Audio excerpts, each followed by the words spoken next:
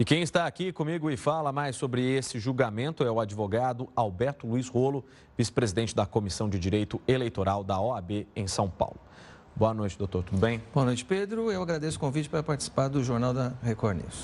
Muito bem, vamos começar então, doutor Rolo. Esse processo do julgamento da chapa, ele se iniciou assim que a chapa perdeu as eleições de 2014, com o PSDB ingressando, então, com esse pedido para cancelar a chapa, para anular essa chapa. Não é um tempo muito grande que se passou para se julgar uma decisão tão importante como essa? Olha, Pedro, é bom lembrar que, na verdade, são 4 ações, né? Algumas começaram em dezembro de 2014, pouquinho depois da eleição, e outras em janeiro de 2015, já com o mandato iniciado.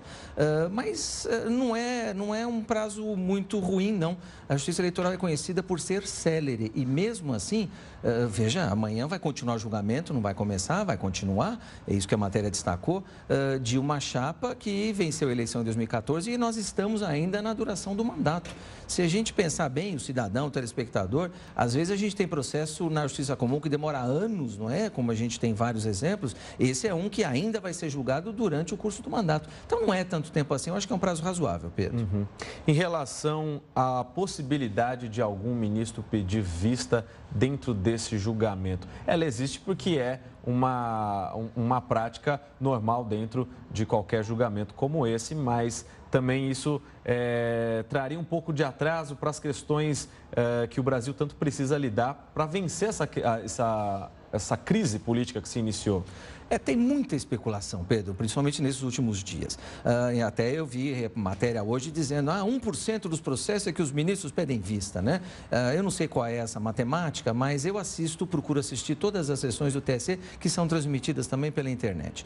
E sempre tem um pedido de vista, em todas as sessões tem um pedido de vista, portanto é normal. E a matéria falou, é um processo que tem mais de 8.000 páginas, horas e horas de depoimento. O que a sociedade espera dos 7 ministros é que eles julguem juridicamente de acordo com as provas que tem nos autos. Então, será que a sociedade não permite que um desses ministros peça vista para estudar melhor? Pedir vista não significa voltar daqui a um ano. Normalmente, o pedido de vista demora aí 2, 3, 4 sessões. Agora, lógico, se as sessões foram marcadas terça, quarta e quinta, eu diria que não vai dar para voltar até quinta-feira. Mas se não der para voltar até quinta-feira, talvez volte daqui uma semana ou daqui 15 dias. É lógico que o TSE tem recesso em julho. Se não der tempo de voltar, e outra coisa, são 7 ministros, fora o relator, os outros 6 podem pedir vista. Dá perfeitamente para voltar o processo que seja em agosto e terminar de decidir isso ainda no mês de agosto. É normal, está no regimento. Uhum. Em relação à sua fala, você disse que não acredita nesse julgamento que eles irão pedir vista, mas é um processo é algo normal dentro desse processo. Eu não acredito que isso vá acontecer. Pedro, as coisas evoluíram nesses últimos dias. Em algum momento era certo que algum ministro ia pedir vista. Eles estavam até apostando qual seria o ministro que ia pedir vista. Agora não, me parece que as especulações dizem que é para começar e terminar logo, para que o Brasil consiga ter essas respostas rapidamente. Então, realmente é incerto. Agora, não vai assustar ninguém, não deve assustar ninguém se houver 1 ou até 2 pedidos de vista, ou até 3 pedidos de vista, o que não significa que o processo vai demorar mais meses. É o que eu falei, o pedido de vista pode demorar 15 dias. Então, dá para voltar isso, se não voltar até o final de junho, volta em agosto, não tem problema nenhum. O senhor também não acredita que essa decisão vai sair nessa semana, nessas 4 sessões que foram marcadas pelo TSE? Olha, uma coisa que a gente vai ter que verificar logo a hora que começar a sessão amanhã, e o ministro Gilmar Mendes deve responder isso rapidamente, além das 8.000 páginas, o relatório tem 1.000 páginas. Eu fico pensando, essa resposta a gente não tem, se o ministro relator quiser ler as 1.000 páginas do relatório. Ele não é obrigado a ler. Ele não é obrigado a ler, ele pode ler um resumo. Agora, um resumo de 1.000 páginas deve ter 50 ou 100 ou 200. Quantas horas isso vai demorar? Então, a sessão começa às 19 horas. Se começar pontualmente, e se o ministro Raymond Benjamin quiser ler um resumo aí que demore 2 horas, já estamos falando em 9, 10 horas da noite. Aí a sustentação oral, a fala do Ministério Público. De repente, essa sessão é retomada na quarta-feira de manhã. Então, são muitas variáveis nesse julgamento e a gente vai ter essa resposta amanhã. Finalmente chegou o dia da continuação desse julgamento e a gente vai ter essas respostas amanhã. Essas sessões, elas têm uma hora pré-determinada para acabar? Não, não tem. Isso é importante. A sessão vai até quando os ministros estiverem fisicamente bem.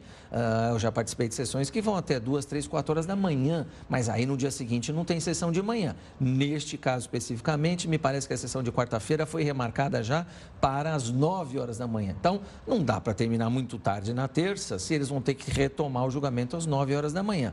Então, eu diria que, sei lá, até meia-noite talvez seja um tempo razoável, mas regimentalmente não tem hora. Quem decide isso é o presidente Gilmar Mendes, ouvindo os demais ministros, eles estão cansados ou não, se eles precisam se repor, né, resguardar para o dia seguinte ou não.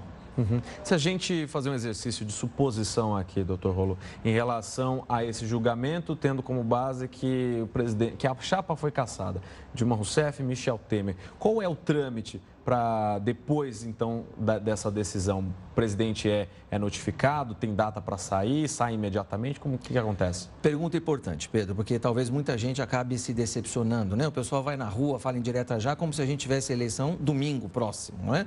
E não é bem assim. Depois do julgamento, nessa sua suposição, a chapa foi cassada, o acórdão vai demorar alguns... Acórdão é decisão de órgão colegiado. Então, esse acórdão vai demorar uns dias para ser publicado, uma semana, 10 dias. A partir da publicação desse acórdão, esse acórdão é publicado no Diário Eletrônico, agora não é mais papel, são 3 dias para o presidente, o ex-presidente Dilma, entrarem com recursos, basicamente são 2 recursos. Um recurso chamado embargos de declaração, que é o próprio TSE que julga, os mesmos 7 ministros que julgam. Então, me parece que num processo com esse volume, o viável, né, o indicado seria usar esse primeiro recurso. Não é obrigatório, mas é indicado usar esse primeiro recurso chamado embargos de declaração. Então, vai ter um outro julgamento, que a gente também não tem data para esse julgamento. Esse julgamento pode ser em agosto, pode ser em setembro, a gente não sabe. E aí vai ser lavrado um novo acórdão, um segundo acórdão. Uma vez publicado depois esse segundo acórdão, depois desse segundo julgamento, porque aí é só julgar os aspectos questionados nesses embargos. Depois que for publicado este segundo acórdão, aí são mais 3 dias para um outro recurso chamado recurso extraordinário, que é lá para o Supremo Tribunal, lá para o STF. Agora, o segredo todo, a questão toda é saber se o TSE vai mandar executar as decisões imediatamente. Uhum. Tem muita gente fazendo, inclusive, uma comparação com o próprio TSE que julgou o governador do Amazonas, não faz tanto tempo assim, um mês e pouco, e mandou executar os acórdãos imediatamente, tanto que já tem eleição marcada lá no Amazonas. Sim, se eu não me engano, em agosto. Se eu não me engano, no começo de agosto. Então, a dúvida é, será que o procedimento vai ser o mesmo? Em tese, na teoria, na lei, os embargos de declaração suspendem o cumprimento do primeiro acórdão. Mas o TSE pode fazer, olha, independentemente do julgamento, eu quero que esse primeiro acórdão seja cumprido já, imediatamente. Pode acontecer. Pode acontecer. Mas é normal que não aconteça. Ou seja, nós vamos ter o julgamento dos embargos de declaração para mais algumas semanas, 1 ou 2 meses para frente, e depois recurso extraordinário. E aí é uma outra pergunta. No recurso extraordinário, mantendo o acórdão de cassação, se obriga ou vai esperar o recurso extraordinário? Então, Pedro, é isso que eu falei, é importante, é bom o telespectador entender isso. O recurso extraordinário não tem aquilo que nós chamamos do direito de efeito suspensivo, não é automático. Aliás, a lei diz que só tem efeito suspensivo os recursos ordinários. Esse é um recurso extraordinário. Mas esse recurso pode ser recebido também com efeito suspensivo. Quem é que recebe com efeito suspensivo ou não recurso extraordinário? O presidente do TSE, que é o ministro Gilmar Mendes.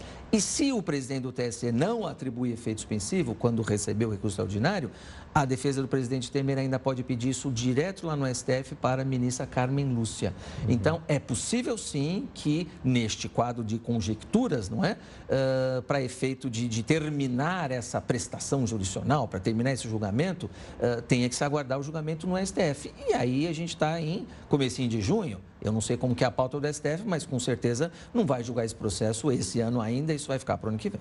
Vai ficar para o ano que vem, nesse exercício. Neste cenário de recurso de efeito suspensivo, vai ficar para o ano que vem. Não tem como, a pauta do STF é muito complicada, a não ser que a presidente Carmen Lúcia aceite passar este processo na frente de todos os outros que estão lá. Tá certo, doutor. Muito obrigado pela sua participação e esclarecendo esses pontos desse julgamento que será retomado amanhã. Eu agradeço, Pedro. Uma boa noite para você e para os telespectadores.